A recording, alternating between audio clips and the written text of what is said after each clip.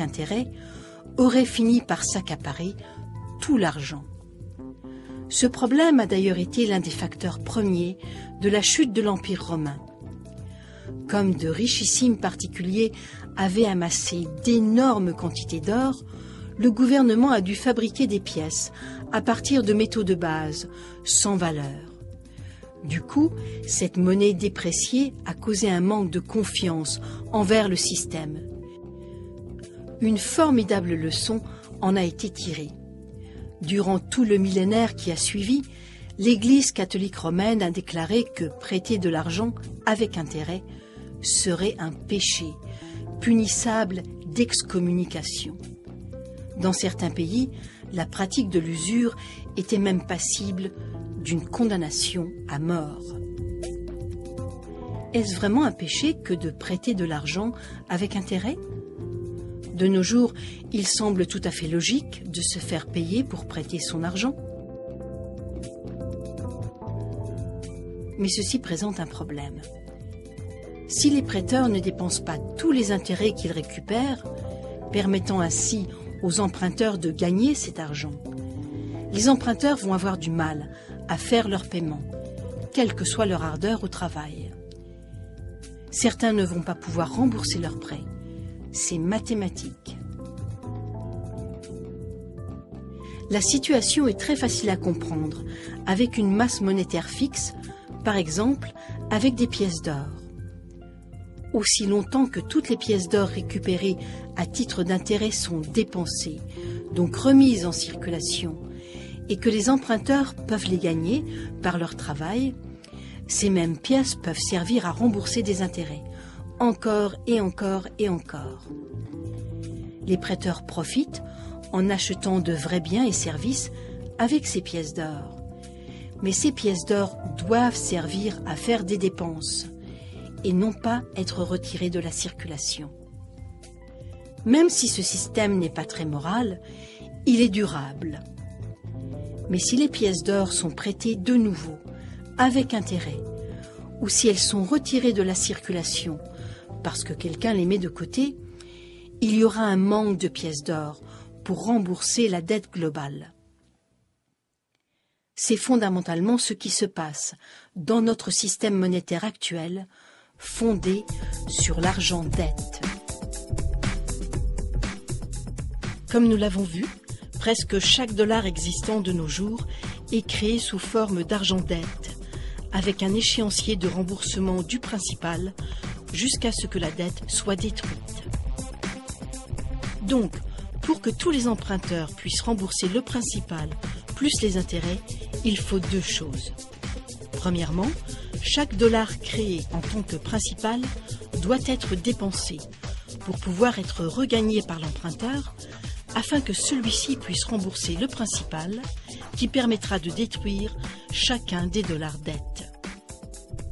Et deuxièmement, chaque dollar payé par l'emprunteur à la banque sous forme d'intérêt doit lui aussi être dépensé, encore et encore, pour être regagné par l'emprunteur afin de servir au remboursement des intérêts, encore et encore et encore. L'une des théories favorites des prêteurs est la suivante. Étant donné que les banques dépensent leurs revenus d'intérêt sous forme de frais de fonctionnement et d'intérêts payés aux déposants et de dividendes versés aux actionnaires, il y a suffisamment d'argent en circulation pour faire tous les paiements. Mais cette idée, comme celle d'une pénurie absolue d'argent, est une simplification à outrance. Imaginons maintenant ce qui se passe si quelqu'un d'autre que la banque, par exemple vous, ou moi, ou un prêteur non bancaire, obtient ce dollar et le prête avec intérêt. Ce dollar doit maintenant être remboursé à deux prêteurs différents, avec deux intérêts différents et simultanés. De plus, si ce dollar est prêté, remboursé et prêté de nouveau par le second prêteur, il n'est plus disponible pour rembourser le principal du prêt par lequel il a été créé. Alors, est-ce que nous pouvons emprunter à Pierre pour payer Paul et emprunter à Paul pour payer Pierre ? C'est là que la problématique devient vraiment intéressante. Oui, c'est possible. Mais chaque fois que nous le faisons, de nouveaux intérêts viennent s'ajouter, qui doivent eux aussi être remboursés. Si tous les intérêts cumulés peuvent être gagnés, tous les remboursements peuvent être faits. C'est à partir de cette hypothèse que de nombreux défenseurs du système actuel affirment qu'il ne peut jamais y avoir pénurie d'argent et que tous les remboursements peuvent être faits. Mais cette assurance semble trompeuse.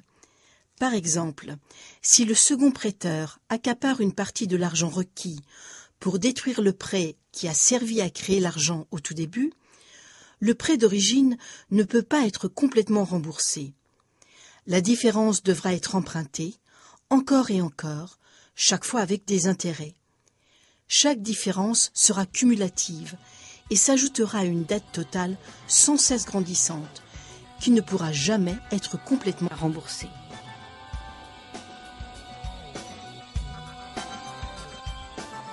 Et bien sûr, pour chaque intérêt nouveau ajouté au système, un plus devra sortir du système pour payer cet intérêt. Tout le monde est touché, les gouvernements, les producteurs et les consommateurs. Pour ce plus, les producteurs doivent augmenter leurs prix ou faire davantage de ventes. Mais pour faire davantage de ventes, il faut généralement baisser les prix et donc vendre toujours plus, ce qui mène à une surchauffe de la production et à une saturation du marché. En fin de compte, il y a des pertes d'emplois, des fermetures d'usines et des faillites. Pour ce plus, les gouvernements doivent augmenter les impôts.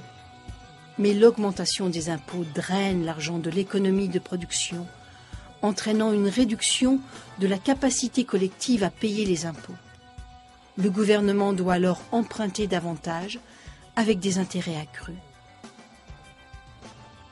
Et pour ce plus, les consommateurs doivent par exemple trouver un second emploi ou emprunter davantage pour rembourser leurs anciennes dettes ou encore prolonger l'échéancier de leur remboursement. Mais une concurrence accrue pour les emplois entraîne une diminution des salaires et un remboursement sur une période plus longue fait augmenter considérablement les intérêts à rembourser. Enfin, emprunter pour payer d'anciennes dettes, c'est un peu comme remplir un trou en creusant un trou toujours plus grand. Voilà la situation dans laquelle nous nous retrouvons actuellement. Les producteurs ne peuvent pas vendre davantage, car les consommateurs n'ont pas les moyens d'acheter davantage. Les gouvernements diminuent les impôts en espérant stimuler la demande des consommateurs. Et le revenu réel des consommateurs est en stagnation ou en baisse en raison de la concurrence pour les emplois. En résumé, toute augmentation du montant total des intérêts dans le système monétaire entraîne une vraie pénurie d'argent. Tout ceci s'explique du fait que la véritable économie de production est limitée par la disponibilité restreinte des richesses naturelles. L'économie de production répond à des besoins bien réels.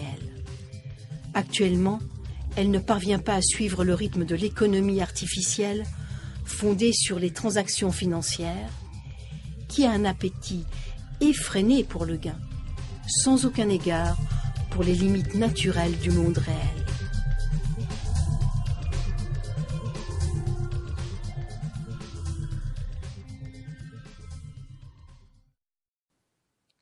La théorie selon laquelle il y aura toujours assez d'argent pour payer tous les intérêts est séduisante.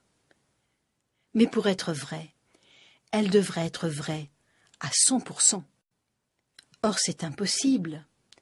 Premièrement, parce que les seconds prêteurs, qui ne sont pas des banques, représentent une bonne partie des prêteurs. Et ils demandent des intérêts sur de l'argent pour lequel un intérêt doit déjà être remboursé. Deuxièmement, il faut considérer les attentes culturelles. Tous les gens qui ont de l'argent s'attendent à ce que leur argent leur rapporte toujours davantage. L'argent qui devrait être